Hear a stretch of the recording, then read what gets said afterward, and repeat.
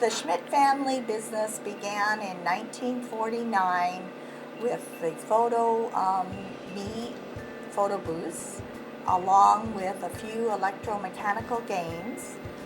The first location for us was at the Kittyland Amusement Park in Lincolnwood, Illinois. And after that, we moved on to routes with the photo machines. We also had games in various locations, such as the Museum of Science and Industry, the oases along the tollway.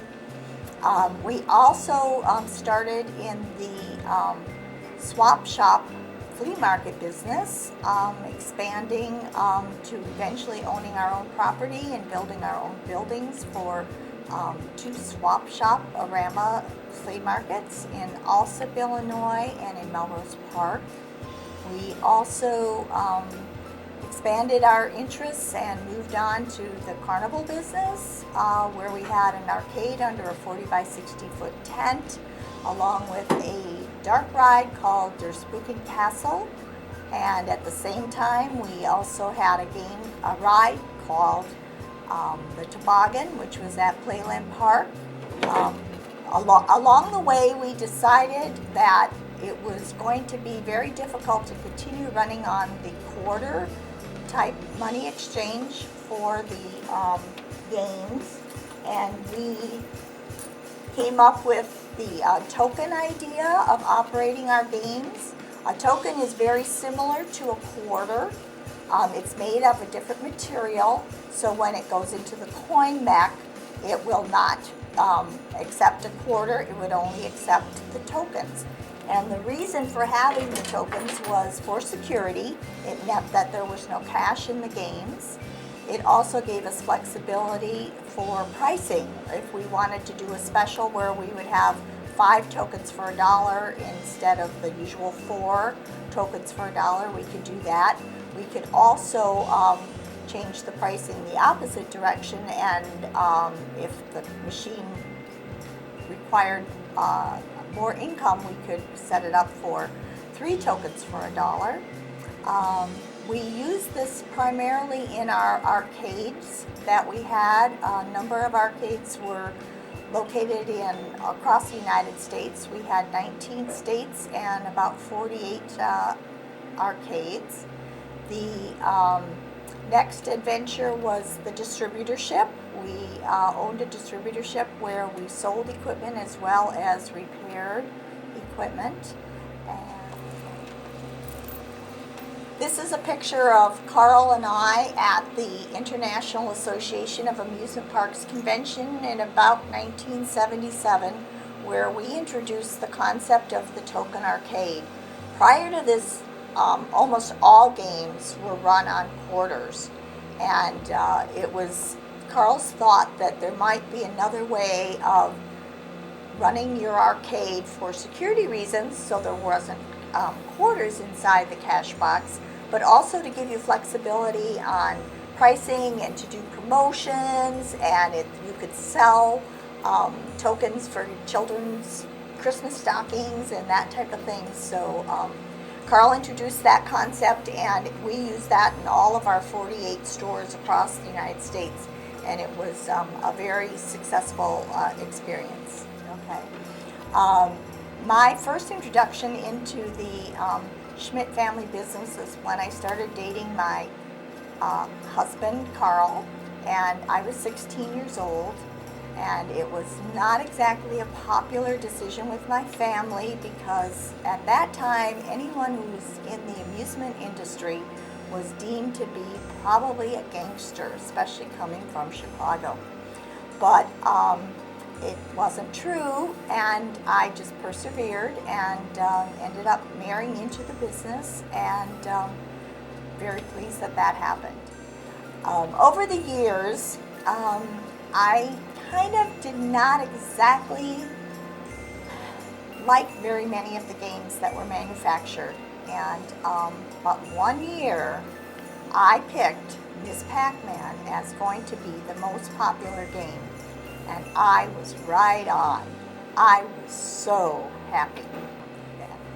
One of the strangest things I remember doing was back in 1975 or so, when we were in the carnival business, and every week we moved from town to town. My husband drove the semi with the games in the back and then doubled back and picked up the spook house, and it was my job to take our house, which was a travel trailer attached to my car, to the next location, but also along the way I was expected to find help. Well, generally the help came from hitchhikers that I saw along the road. Okay. I'd now like to talk a little bit about the photo booth business that we've been in ever since the beginning in 1949 and continuing even till today, 2014. Here's a photo of one of the original photo booths. Photo booths were black and white, of course, and had chemicals to develop the pictures, the film. After the black and white photos, we were thrilled when color photos came out, still in the same 4-strip format. Here's some of my favorite pictures from photo booths. There's my family. I think it was the summer of 1971 when we had the ride called the Toboggan at the Playland Amusement Park, and I kind of did some pranking with the other employees on a given day because I was the only one who was 21 years old, and in order to operate the game you had to be 21. The other employees were not. But they were telling me about something they did for fun, and they particularly liked to do it when there were young, cute girls on the ride. The ride, it consisted of sitting in a compartment that was covered with a cage, and you went up into the top of a tower, and then you shot out the top of the tower and spun around. Well, this time the boys convinced me that it would be fun, and it was, to have the little car get stuck up at the top just before it goes over the edge to start spinning around. Well, I did it. They showed me how, and I kept those girls up there, not for very long, but long enough. And when they came down, after they spiraled around and came into the ending chute, and they looked at the operator, they really believed that it wasn't on purpose. They really believed it was an accident, and that it was that something was wrong and they could have died, which of course they couldn't because I was in control. Over the 65 years that the Schmitt family has been in the arcade amusement game business, along with the photos, we have seen many, many, many changes. The first games that we had were called electromechanical, and they were pinballs. From there, we went to the more digital computerized games. When the trend was sort of stuck, where most of the games were manufactured for males, we had gun games, we had driving games, and we had pinballs. The industry got wise and started manufacturing games called redemption games. These redemption games were designed to be more appealing to families, men, women, and children, boys and girls. And it was a huge success because it did bring in the families, and it did allow more of a family evening to occur as opposed to just the teens coming to a game room. However, even though it was very successful for a very long time, sometimes we would have lines of children, families waiting to get into our game rooms before we opened, to what is now happening and has been happening probably for the last 20 years or so, with the advent of the home computers with games and the home gaming systems. People don't need to leave their homes to play games. So the industry has definitely dropped significantly. It was very, very, very good to us and for our family for a long time, but Now it is no longer because people are not coming out, and even the game manufacturers have gone away. There used to be 10 or 12 game manufacturers. We're now down to just 2 or 3 that even manufacture the games. Over the years, the amusement industry, the arcades, the photo booths, the rides that we have owned have been very, very good to us. It was a very financially sound decision to be in this business and to expanded this business until the decline happened. Being in this business is not necessarily easy for everyone involved. For the men who were out in the arcades, moving the equipment and setting it up and spending lots of hours, sometimes away from home because our locations were nationwide, it was difficult. They became workaholics and they needed to be, and that was important in order for the family to have an income. For the kids of the family, it was just wonderful.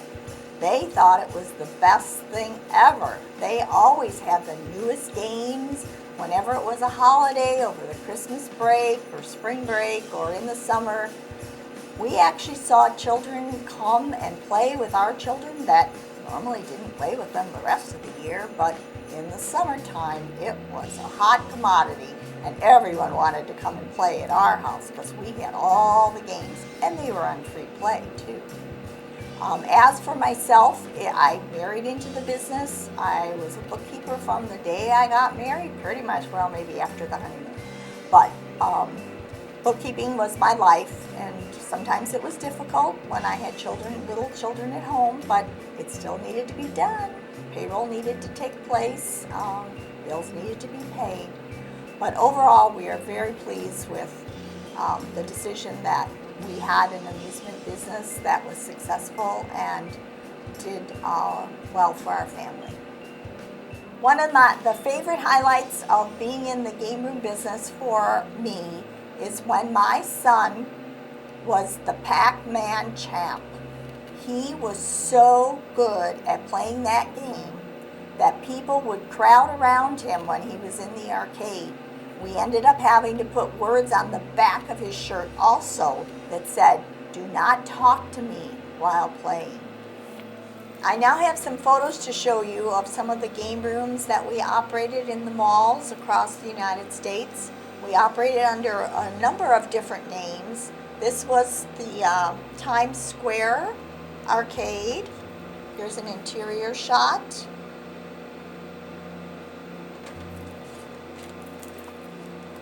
Here is one of our Nickelodeon locations, and here's another one of our Nickelodeon locations. Here's an inside shot.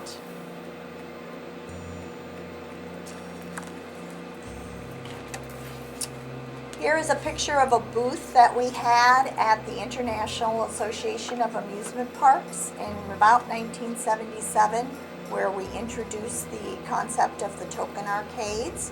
National Coin was a distributorship that was owned by the Schmitt family. Okay, now I'd like to show you some of the pictures and things from the carnival days when Carl and I were traveling around the Midwest. This was one of the symbols that a lot of the carnies had on their jackets. Sometimes being in the carnival business and being outdoors, you relied on Mother Nature to either give you a good day or a bad day. Well, this was one of the bad ones. It was in March. We had a snowstorm and we had a tent. Snow lands on top of the tent. People have to get on the tops of ladders to shovel off the snow so the tent does not fall down. Here's another picture of us, of our arcade, outdoors. It was called Game Time.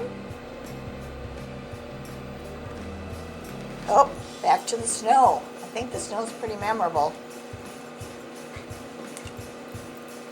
More snow.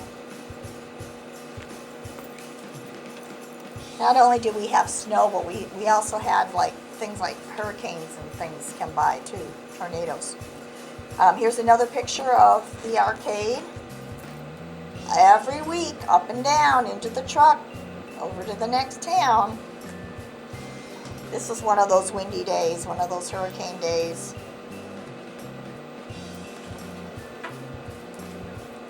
Here's a picture of the arcade over here behind the spider ride. My children loved it. They enjoyed being out there. They thought that was their backyard. When we introduced the concept of the token arcade, we had a game room that was on the Riviera Pier in Lake Geneva, Wisconsin, and it was kind of a touristy area, and we kind of felt that we needed to have a little fun with the idea of tokens. So we designed this character. His name is Token, and he would go around and he'd pass out balloons and just generally advertise for the game room. It was really interesting to interview and hire someone for the job of being a costume character. There weren't very many people that applied or that had experience. I would like to thank all of the employees who have been with us for the past 65 years. Many of you were with us for 25, 30 years. We have a history of having employees with a lot of tenure. I know nowadays that's not necessarily the case, but that was the way it was for us. Employees were pretty much family. I thank you all, and you know who you are. Even those that may have only been with us for a short time, we really appreciate that you were with us. Thank you. Thank you so much for listening to the Schmitt family's history about the amusement industry, and we hope that you will maybe someday be enjoying these games in your home.